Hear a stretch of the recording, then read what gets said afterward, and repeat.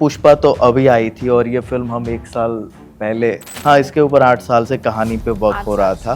आप अपना कंट्रीब्यूशन नहीं दे रहे तो आप कैसे सवाल कर सकते हैं कि चलती नहीं। जब भी प्रोफाइल भेजा है या टेलीविजन का नाम जुड़ा तो सबसे पहले वो बोलते रहे टेलीविजन एक्टर नहीं चाहिए यार, नहीं फ्रेशर चलेगा ये टेलीविजन नहीं चाहिए। स्थापित के साथ स्थापित मत हो जाओ। ये स्थापित हो गए भाई साहब। नो। अध्यात्म, अंधविश्वास, खौफ या कुछ और, क्या है द सीक्रेट ऑफ देवकाली? इसे बताने के लिए हमारे साथ हैं बहुत ही खूबसूरत, बहुत ही टैलेंटेड लोग। मेरे सबसे करीबी, मेरे सबसे प्यारे, मेरे भाई, supremely talented Sanjay Mishra ji, the multi talented director, producer, actor Neeraj Chauhan, और बहुत ही खूबसूरत, एलिगेंट और इस फिल्म में एक अलग ही अवतार में नजर आने वाली भूमिका गुरु। कैसे हैं आप सब? गुड गुड, अच्छे हैं। सबसे पहले आप ही से पूछता हूँ, द सीक्रेट ऑफ देवकाली क्या है? एक सपना है सीक्रेट ऑफ देवकाली, जो बहुत साल पहले शुरू हुआ था और इसका अंत अभी तक नहीं आया और ना ही कभी आएगा। तो इसके बाद भी बहुत सी प्लानिंग है। सीक्रेट ऑफ देवकाली एक दिल के एक करीब है ये घटना, जो 8-9 साल से हमारे दिमाग में और दिल में चल रही है। सपना तो है, लेकिन फिक्शन है या रियलिटी है, ये बताओ। ये फिल्म रियलिटी है और हाल में बहुत सी चीज़ें ऐसी जो फिल्म में दिखाई गई घटनाएं हैं वो घट भी रही है और वो ना घटे वो एक उसके लिए एक प्रयास कर रहे हैं, तो ये स्टोरी में दिखाया है। आपके उत्तरों में भी बहुत सारे जो रहस्य हैं वो छिपे हुए हैं। कुछ फिर भी अगर थोड़ा सा खुलासा करना चाहो, क्योंकि दर्शक जानना चाहेंगे। बहुत ही इंट्रिगिंग आपने ट्रेलर वो बनाया है। ये फिल्म एक हिरन को मारने के ऊपर बताई गई है कि कुछ साल पहले, जैसे कि मैं बताया 7-8 साल पहले मैं कहीं से गुजर रहा था और मैं फॉरेस्ट एरिया से बिलोंग करता हूँ। तो वहाँ पे झाड़ियों में मैंने जाके देखा तो कुछ एक हिरनें मरी पड़ी थी वहाँ पे और उनका एक छोटा सा बच्चा था, वो तड़प रहा था। तो एक ये बहुत मतलब अंदर से कंपा देने वाली एक घटना थी। तो ऊपर वाले से वही मैं प्रार्थना कर रहा था, तो या तो इसमें अंदर सांस पूरी डाल दे या तो पूरा सांस ले ले सर। तो ये कभी कभी मैं याद करता हूँ कि मतलब ये बेजुबान है और पीसफुल प्राणी है, ये किसी को हार्म नहीं करते। तो इसके साथ ये घटना नहीं होनी चाहिए थी, क्योंकि लोग आज करते हैं सर कि करंट के तार बिछा देते हैं खेत में कि हिरने आके फसल खा ना जाए, नुकसान होता था। तो ये करंट के तार जो बिछा देते हैं ना, जिसमें बहुत से वन्य जीव मर जाते हैं। तो ये एक मुद्दा था जिसको मुझे जनता तक पहुंचाना था कि एनिमल से आपको प्यार करना चाहिए, कि वो आपका अहित कभी नहीं कर सकते। संजय भैया तो वो इंडस्ट्री के वो आलू हो गए हैं जो किसी भी कहानी में घुल मिल जाते हैं और उसका स्वाद बढ़ा देते हैं, लज्जत बढ़ा देते हैं। आलू चाहे कॉमेडी हो, इमोशनल ड्रामा हो, या इस तरह का सस्पेंस, हॉरर, थ्रिलर, जिस भी तरह की कहानी हो, आप उसमें कुछ ना कुछ अपना डाल ही देते हैं। हाँ, ये कैसे कर लेते हो हर बार? मैं शायद पैदा ही इसी काम के लिए हुआ। हर कोई अलग अलग काम के लिए पैदा होता है। जब मैं किसी पायलट को देखता हूँ, हमारी फ्लाइट चलाता हूँ, कहते हैं, ये उड़ाएगा मुझे। अरे भाई क्या इसमें ऐसा अलग है जो मुझे उड़ा के मेरे डर को ख़त्म करेगा। तो हर लोग हर काम के लिए पैदा होते हैं, तो शायद मैं इसी काम के लिए पैदा हुआ हूँ और मज़ा आता रहता है। नए लोग हैं, अलग सब्जेक्ट है, मैं वहाँ काम करूँगा, ये भी देखूँगा कि ये कैसे काम करता है। आप ऐसे कलाकार हैं जो ये नहीं देखते कि स्थापित डायरेक्टर है, प्रोड्यूसर है कि नहीं। स्थापित के साथ तो मैं कर ही रहा हूँ। हाँ, वही। इससे मुझसे ज़्यादा स्थापित है डायरेक्टर के साथ काम करने वाला आज की डेट में कोई नहीं है। मैं इंदर कुमार के साथ काम कर रहा हूँ। वो जब स्थापित थे, जब हम अव्यवस्थित थे, क्या करें, अरे इनकी पिक्चरें अच्छी लगती हैं। अनीस भाई के साथ काम कर रहा हूँ, रोहित शेट्टी के साथ काम कर रहा हूँ। तो स्थापित के साथ तो मैं काम कर रहा हूँ। वही मैं बोल रहा हूँ। और इस तरफ इस जहाँ तरफ हाँ, नवोदित ये लोग आ रहे देखते हैं क्या है। हैं। और इसकी पहली पिक्चर मैं देखने बैठा और देखता ही रह गया।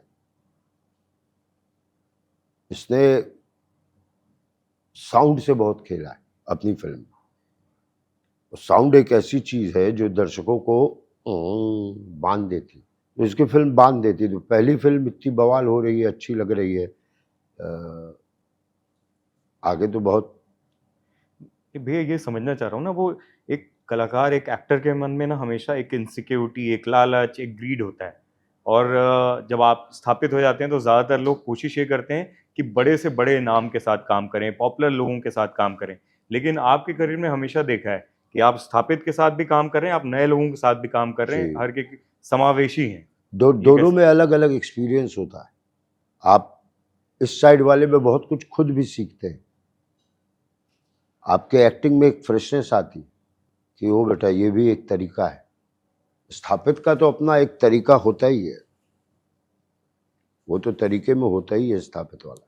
अब ऐसे नाव पर चढ़िए जो बिल्कुल ही ओ तेरी पता नहीं कब और बच के निकल आए तो खुशी होती है, और डूबना होता है तो लगता है चलो स्थापित के साथ स्थापित मत हो जाओ। ये स्थापित हो गए भाई साहब। No no no. कहीं ना कहीं वो हाँ, जिंदगी में उस नाव में भी मजा आता है जो थोड़ा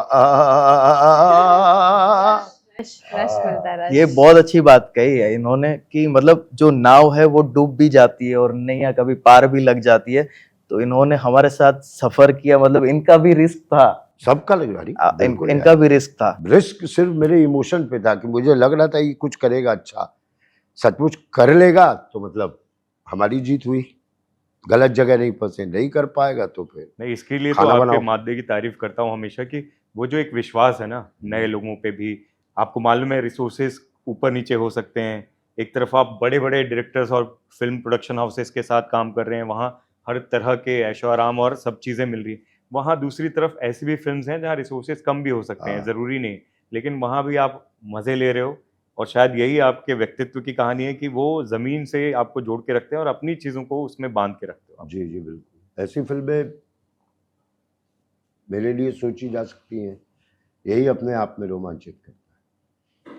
भूमिका हाँ बहुत जी। अलग अंदाज में भूमिका निभाई है आपने इस फिल्म में, और आवाज़ और हर चीज़ जैसे कि आपने खुद ही अभी बताया, मैं देख भी रहा था और कई लोगों ने आपको फीडबैक भी दिया होगा कि आप वो जो आपका चिर परिचित अंदाज है उससे अलग दिखाई दे रहे हो इसमें। जी, बहुत लोग पहचान ही नहीं पाए हैं मुझे। तो ये तो कॉम्प्लीमेंट है एक बहुत तरीके बड़ा से। Compliment, I think as an actor मेरे लिए बहुत बड़ा कॉम्प्लीमेंट है। इस तरह का जब किरदार है और खुद के किरदार के बारे में कुछ बताइए, कैसा है, क्या है? मुद्रा का किरदार मैंने तो बहुत बोला है मुद्रा के बारे में। मैं जिस तरह आपको बताऊंगी वो बहुत शायद एक लिमिटेड वे में आपको बता पाऊंगी, बट आई थिंक मैं चाहूंगी कि नीरज, क्योंकि इन्होंने स्टार्ट टू एंड इस किरदार को जिया है हमसे ज़्यादा, एक्टर्स से ज़्यादा। जो मेकर्स होते हैं, जो राइटर्स होते हैं, जब वो बनाते हैं, इनका एक अलग पॉइंट ऑफ व्यू होता है एक कैरेक्टर को लेके। तो मेरा जो कैरेक्टर था वो बहुत ही पावरफुल है और अलग ऑरा है मुद्रा का। और मैं चाहूंगी कि आप थोड़ा सा ना अपने अंदाज में अपने बताइए। अंदाज में जो आपने शुरू में सोचा था कि मुद्रा और ये, संजय भाई के भी किरदार के बारे में बताइए हाँ, आप आप आप रोशनी डालिए। जैसे कि इनका नेचर है सॉफ्ट है एकदम, वो दिख रहा है इसमें। और बहुत चैलेंजिंग था ये मेरे लिए, क्योंकि पहले दिन मैं ये सेट पे आए थे और उनका कुछ मेकअप था। मैंने कहा था कि मेरा ये शॉट खत्म हो रहा है, उसके बाद आके मैं एक बार देखता हूँ, उस हिसाब से करना है। तो मेकअप किया था, मतलब वो मैं कैमरे के हिसाब से, मैं अपनी कहानी के हिसाब से कैरेक्टर डिजाइन कर रहा था और इनको ब्रीफिंग पूरी नहीं मिल पाई थी कि एग्जैक्टली मुझे क्या चाहिए था। तो इनका कहना ये था कि आपने शायद गलत कास्टिंग कर लिया है। मैं उनको ये कह रही थी कि मेरा लुक बहुत सॉफ्ट है, बहुत बबली लगती हूँ मैं, तो आई डोंट नो क्या कैसे करेंगे। तो उस टाइम पे नहीं पता था कि लुक पे हम लोग इतना ज़्यादा काम करेंगे। तो मैंने नॉर्मल नेचुरल मेकअप करके आई वाज रेडी, जो अभी था एकदम ऐसी रेडी। तब नीरज आए और नीरज ने बोला डार्क कर दो। मैं नीरज को ऐसे देखी, तुम मतलब डार्क कर दो मतलब 3 शेड डार्क करो। तो हम लोग उतना ही हमने स्किन टोन डार्क किया किया किया किया। एंड जब मैंने एक्चुअली, पहले मैं भी ऐसे हो गई थी कि आगे फिर डार्क लड़की को ही कास्ट कर लेते मैं बोल रही थी कि क्यों दिया। बट जब व्हेन आई अंडरस्टूड कि वो क्या देख रहे हैं ना, तब मुझे खुद को, जब मैंने अपने आप को देखा, देन आई फेल्ट कि ये होता है, मतलब ये मजा है। इसीलिए तो डायरेक्टर को कैप्टन ऑफ द शिप बोलते हैं। और उनकी आंखों से वो जो एक्टर को देख रहे हो, यही कमाल है कि आपके अंदर वो चीज़ जो आप खुद नहीं देख पा रहे थे वो निकाल पा रहे हैं। मैं इतनी मैच्योर लग रही हूँ फिल्म में, जो मैं खुद सरप्राइज हूँ कि मैं ऐसा कैरेक्टर कैरी ऑफ कर सकती थी, मुझे भी नहीं पता था। But with the getup, with everything जो इन्होंने मुझे ब्रीफ किया, उस हिसाब से I think we have done a fair job, अच्छा किया है। बहुत ही फियर्स अंदाज में आपने दिखाया है, तेज तर्रार एकदम। भैया के किरदार के बारे में बताओ। इनका किरदार वही है जो रियल में अभी है, मतलब एकदम मस्त मौला इंसान है और अपनी जो जीवन है हर रोज की क्रिया के फैमिली मैन होता है, तो सबसे घर वालों से प्यार करने वाला एक कैरेक्टर है कि नॉर्मल इंसान का एक जो कैरेक्टर होता है वो, और बहुत डिफरेंट टाइप का इनका जो लुक आपका आई थिंक पहली बार ऐसा ये फिल्म में जो दिखाया है वो लुक है, तो इनके लुक पे भी बहुत सा वर्क किया था हमने। लंबे बाल, हाँ हाँ, बहुत अच्छे लगे थे। और बहुत लोगों के मैसेज भी आ रहे हैं मेरे पे कि संजय जी का जो ये लुक है हम लोग पहली बार देख रहे हैं, और कहीं कहीं जगह तो आपको वहाँ पे लोग भगवान मानते हैं इनको, वैसे मैसेज भी आए हुए हैं कि आप हमारे भगवान है, एक बार मिलने का मौका आप हमको नहीं जानते हैं सर दे आप दीजिए। क्या है, शायद आप हमसे अच्छी पूछिए। बात है, अच्छी बात है। नहीं, लिटरली आई थिंक वो, उनको नहीं पता वो कितने बड़े स्टार हैं। काफी लोग को इंस्पायर करते बहुत हैं। बहुत भूमिका बहुत। कामयाब फिल्म का जिक्र भी कर रही थी आपके, हाँ, बता बहुत रही इमोशनल है। भी हुई थी। तो जो मथुरा गोकुल का जो माहौल था, वहाँ का लोकेशन और कहानी जो एक अलग थी, तो बहुत से कैरेक्टर को सर मैं इंस्पिरेशन लेता रहता हूँ कि अब यहाँ पे लोग बैठे हैं तो इनको मैं ऑब्जर्व करता रहता हूँ, तो इनके लुक के ऊपर आज भी मेरे पास फोटोग्राफ है सर, आपका लुक कैसे मैंने डिजाइन किया था, आपके बाल से लेके कि मतलब 100 से ज्यादा आपकी बाल की डिजाइन बनाई थी, मैं आपको फोटोज में दिखा सकता हूँ।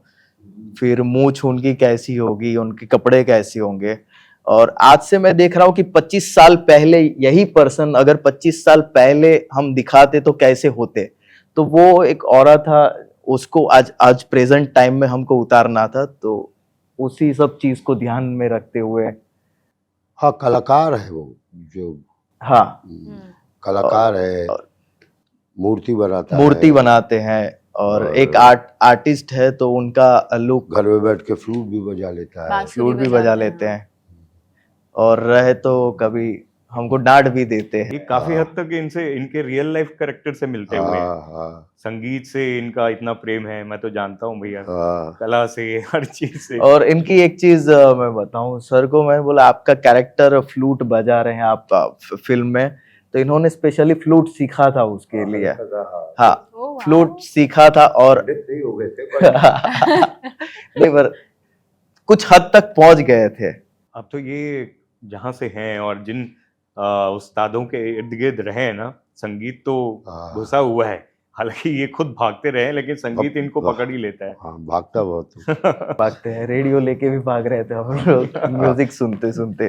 वाह। अभी जो आपका ट्रेलर देख रहा था ना, बहुत हद तक काफी जो आजकल जैसे साउथ की फिल्मों का हम लोग बात करते हैं, और हिंदी फिल्म वर्सेस साउथ और इस तरह की फिल्म, आपके जैसे भैया बता भी रहे हैं कि बीजी, बैकग्राउंड म्यूजिक, हर चीज उसमें बहुत ही इम्पैक्टफुल है। साउथ की फिल्म में भी काफी हद तक इस तरह की चीजें रखते हैं, जहाँ रहस्य भी है, इंट्रीग है, एक थ्रिल है, एक्शन है, हर चीज है। आपके ट्रेलर में वो सब चीजें दिखाई देती है। मेरे को कहीं पता चला कि वो जो पुष्पा 2 में अर्धनारी वाला वो कुछ यूज भी किया है, वो आपने पहले से ही आपकी फिल्म में वो था। हालांकि फिल्म आपकी बाद में आ रही है, क्या कहानी है उसके बारे में बताओ आप। जैसे कि म्यूजिक की आप बात कर रहे हैं और बाकी सब चीज़ों की भी बात कर रहे हैं, तो क्या होता है जब तक एक परफेक्ट प्रोडक्ट, जब उसके ऊपर सारी एलिमेंट्स परफेक्टली नहीं होते तब तक वो संपूर्ण नहीं होता है। तो जैसे कि पुष्पा तो अभी आई थी, और ये फिल्म हम 1 साल पहले, पिछले आई थिंक सितंबर पर इन दिसंबर में टोटल शूट। 8 साल से आप इस पे काम कर हाँ, रहे इसके ऊपर 8 साल से कहानी पे वर्क 8 हो रहा साल था, और म्यूजिक से मैं जुड़ा हुआ हूँ। मैं 6 साल की उम्र में हारमोनियम बजाता था, फिर धीरे धीरे म्यूजिकल नाटक कर रहा था, नाटक से ड्रामा, तो ये बहुत सी चीजें का एक एक्सपीरियंस हो गया था।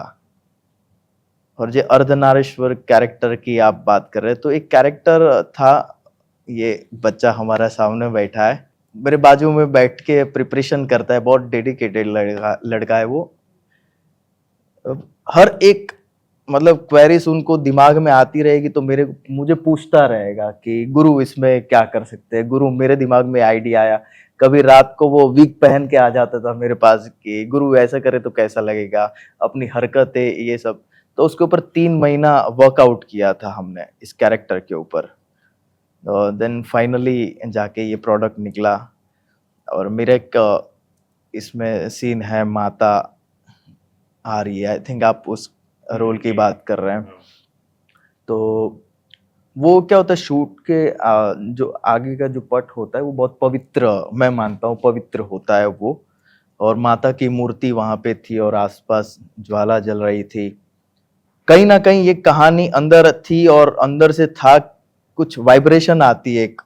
वो कैरेक्टर, मेरा जो लुक था वो किसी ने देखा नहीं था ना सेट पे, क्योंकि मुझे ही खुद को समझाना था as a director and as an actor. तो मैं खुद प्रिपेयर था उसके लिए। तो गया मैं, कैमरे के आगे ही सबने लुक देखा, इवन डीओपी हो कोई भी हो, सबने। और सर वो एक शॉट, सिंगल शॉट 35 मिनट चला है वो। आई थिंक हम क्या लोग बात है। सबने मिस किया है। हम वो पुष्पा 2 में उसकी इतनी तारीफ कर रहे हैं, वो मुझे लगता है कि खुद आप डायरेक्ट कर रहे हो, प्रोड्यूस कर रहे हो, एक्ट कर रहे हो, बहुत सारी चीज़ें होती हैं जब बड़ा प्रोडक्शन हाउस बैक नहीं कर रहा है।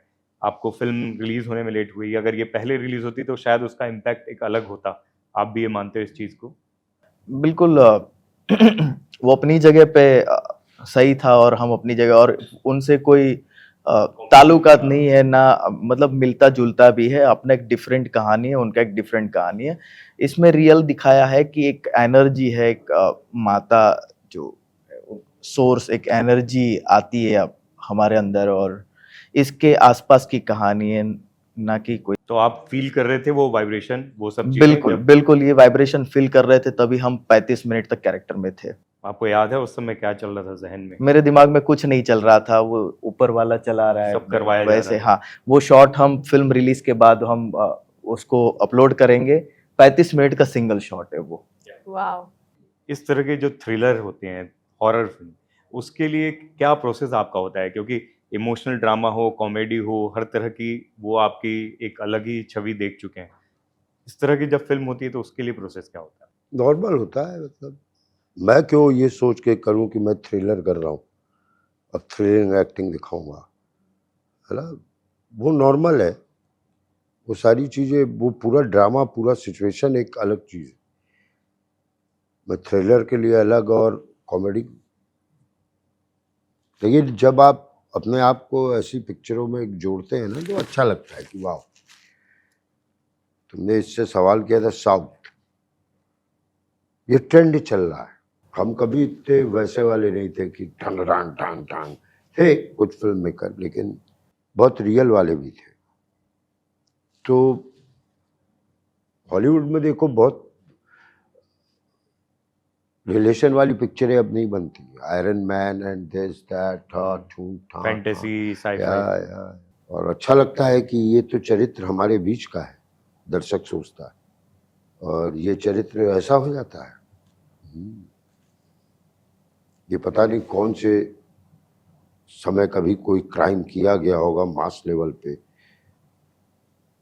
उसका असर इस पर। तो इस तरह की कहानियां, इस तरह की चीजें अभी ट्रेंड में है। लेकिन आपको ऐसा लगता है कि जब एक दो बड़ी फिल्में अगर फ्लॉप हो जाती हैं, बॉक्स ऑफिस पर नहीं चलती, किस तरह की? मान लीजिए अगर सिकंदर से जिस तरीके से उम्मीद थी वो उतना नहीं कमा पाई, तो लोगों को ये लगने लगता है कि हिंदी फिल्म इंडस्ट्री जो उनकी जो एनर्जी थी, जो यूएसपी थी, वो खो रही है और साउथ वाले ज़्यादा अच्छा कर रहे हैं, या साउथ के स्टार्स ज़्यादा कनेक्ट कर पाते हैं अपने फैन से, यहाँ के मेकर्स के पास वो चीज़ नहीं है। क्यों या बांट रहे हो यार? एक अच्छा भला देश है और इसका एक सिनेमा है, उसको हम लोग क्यों ऐसे कर रहे हैं? जरूरत नहीं है उसकी। अगर साउथ की कोई फिल्म ऑस्कर से कुछ लेके आती है, सत्यजीत रे की फिल्म बांग्लादेश से बंगाल से कुछ लेके आती है, तो पूरे हर हिंदुस्तान के लिए एक फख्र की बात है कि बॉस यस। अब साउथ की फिल्म के कुछ ऑस्कर मिल गए तो यहाँ के फिल्म वाले उदास हो गए, हाय आज तो घर में वापस से रोटी और प्याज बनाओ। तो ये कोई क्राइटेरिया नहीं। ये लोगों का कहना है कि बॉलीवुड की फिल्में इसलिए नहीं चल पा रही हैं क्योंकि हम जो राइटर्स थे, जैसे पहले बड़े राइटर्स थे उनको सेलिब्रेट करते थे बॉलीवुड उनकी की कहानी। फिल्में आप हॉल में जाके देखते कहाँ हैं? तब तो सवाल उठता है ना कि चल नहीं पा रही, तो 4 शो हाउसफुल बताओ किसी फिल्म का, नॉर्मल फिल्म का, हम जैसे एक्टर वाली फिल्मों का। आप अपना कंट्रीब्यूशन नहीं दे रहे, तो आप कैसे सवाल कर सकते हैं कि चलती नहीं? चलेंगी तब ना जब लोग जाना शुरू करेंगे। अब हमारे हाथ में है फिल्म यार, और कोई ऐसा भी नहीं है कि 100 रुपए की टिकट में जाकर के आप फिल्म देख लेंगे। फिल्म एक ऐसी चीज है जो अकेले जाता है ना, समझो आगे चल के बहुत कुछ अलग करता है। अकेले ही फिल्म देख के चले जा रहे हैं, 2 लोग मिलते हैं, चले यार फिल्म देखते हैं, 2-3 लोग मिलते हैं, चले यार फिल्म देखते हैं। मतलब 1000-1500 का मतलब पॉकेट में हाथ रख के खर्चा, खुल के खर्च भी नहीं कर पा रहे कि इतना महंगा है यार वो। हम उसको दूर करते जा रहे हैं अपने पब्लिक से। अरे घर में बैठ के देखना क्या पड़ता हो, 1500 में फिल्म में 15 दारू मंगा लेंगे, बैठ के देख लेंगे, खत्म करेंगे, खत्म।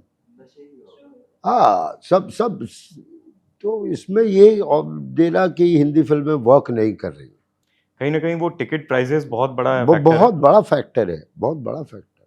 तिग्मांशु भाई ने रिसेंट इंटरव्यू में ये बोला, एक तो ये टिकट वाला जो प्राइस है वो फैक्टर, दूसरा कहानियां आजकल बैंड्रा के आसपास बन रही हैं, इसलिए मैंने नहीं बोला। नहीं, बांद्रा के आसपास नहीं।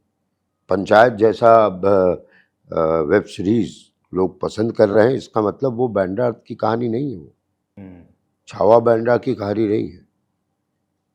हाँ, बांद्रा वाले बना रहे हैं ये अलग बात है, शायद वो ये कहना चाह रहे हो कि नहीं, वो तादाद के ऊपर भी बोल रहे थे कि ज्यादा हम 2-3-4 नाम ही गिना पा रहे हैं जो जमीन से निकल के आ रही हैं या जो हमें रिलेट कर पा रहे हैं हम जिससे। नहीं, मतलब मुझे नहीं लग रहा है यार ऐसा। हम्म। अलग अलग अलग अलग अलग अलग अलग अलग क्षेत्र है।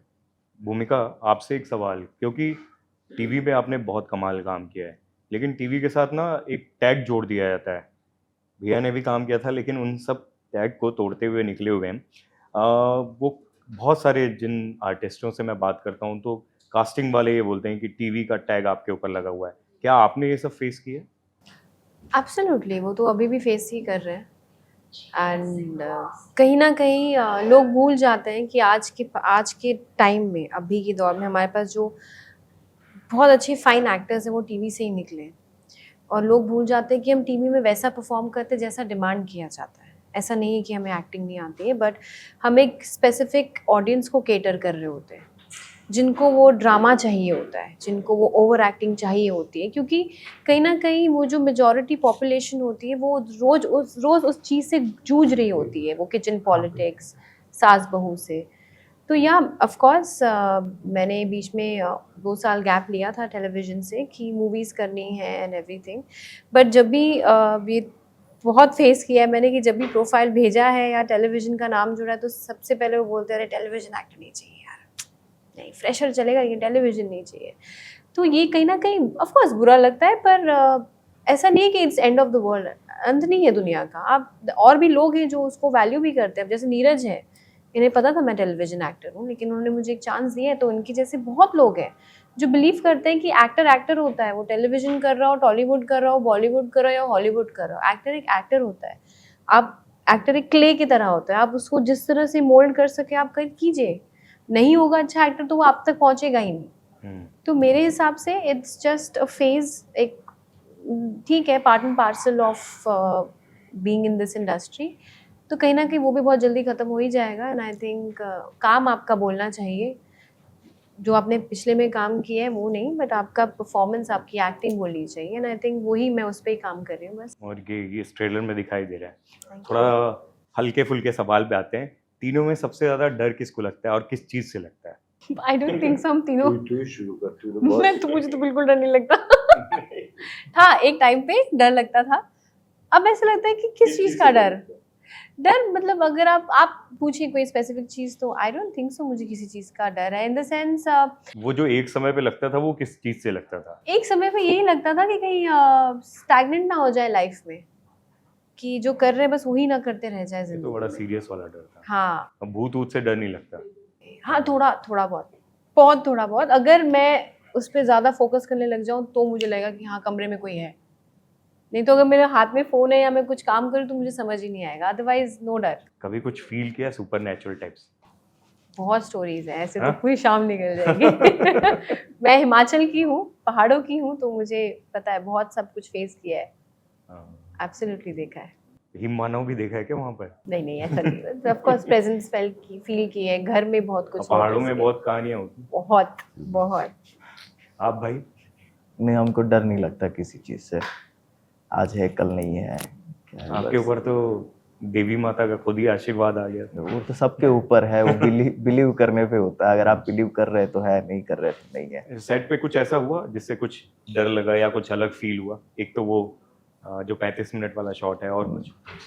नहीं, वैसा कुछ डर वाला फील नहीं हुआ।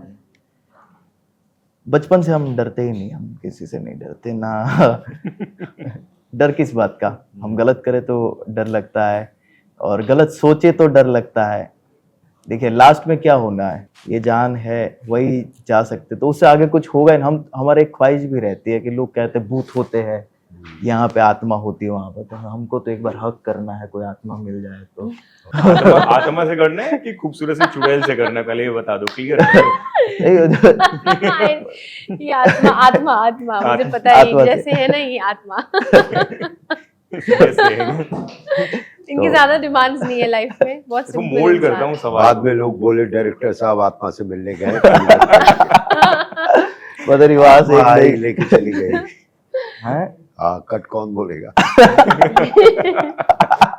ऊपर से आवाज आ रही है, सुपर नेचुरल। हॉरर स्टोरी हो आपकी लाइफ पे, तो उसका नाम क्या हुआ, चलो ये बताओ। हॉरर स्टोरी, मैं बोलूं? हाँ मैं बताइए। बोलूं? नीरज नहीं, निडर। निडर। क्या बात है। जिससे दूसरे जाए डर। अच्छा है। संजय निडर भैया, निडर। आप बताओ यार, खौफ के बारे में लगता हाँ, है किसी सर। चीज से? खौफ, डर। डर।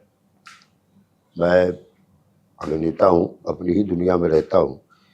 मुझे जब कोई बेल बजाता है टिंग टोंग, तब डर लगता है। जब कोई फोन का रिंग होता है, पता नहीं, और उस पर भी मम्मी का नंबर होता है, तो मिस कॉल मदर या मम्मी, तब डर लगता है, पता नहीं क्यों। हालांकि आज इंसान को बड़ा पॉजिटिव होना चाहिए, अरे क्यों, अच्छी बात है, लेकिन तब बाकी डर क्या है? डर ना हो लाइफ में तो लाइफ भी कोई लाइफ है। फ्यूचर का डर, प्रेजेंट का डर, 9 रस होते हैं ना, उसमें एक रस डर भी होता है। और आपकी टाइटल क्या होगा? मेरा तो होगा नीरज निकल गया। नीरज निकल गया, अगर इसकी फिल्म को टाइटल लेना हो। अब आपके जो दर्शक हैं वो बहुत ज्यादा एक्साइटेड हैं आपकी वध 2 के लिए। धमाल का हाल ही जी। में आपका वो ग्लिम्स देखा हमने, वो बहुत ही एंटरटेनिंग अच्छा, फिल्म है। धमाल का? हाँ, और फिर हाउसफुल के बारे में भी सुनने में आ रहा है। जल्दी से बताइए कौन कौन सी फिल्म कब आ रही है और क्या देखने को मिलेगा, किस अंदाज में देखने को मिलेंगे आप? वध शायद, मैं कैसे बोल दूं, इन सुनने में आया है, सुनने में आया पे कोई कुछ बोल नहीं सकता। जुलाई? सुनने में आया जुलाई। धमाल तो अभी शुरू ही हुआ है, मतलब पता चलेगा। एग्जाम का दिन होता है भाई साहब, जब जैसे जैसे जैसे रिलीज के डेट आ रहे होते हैं ना, पूछो अभी इनसे।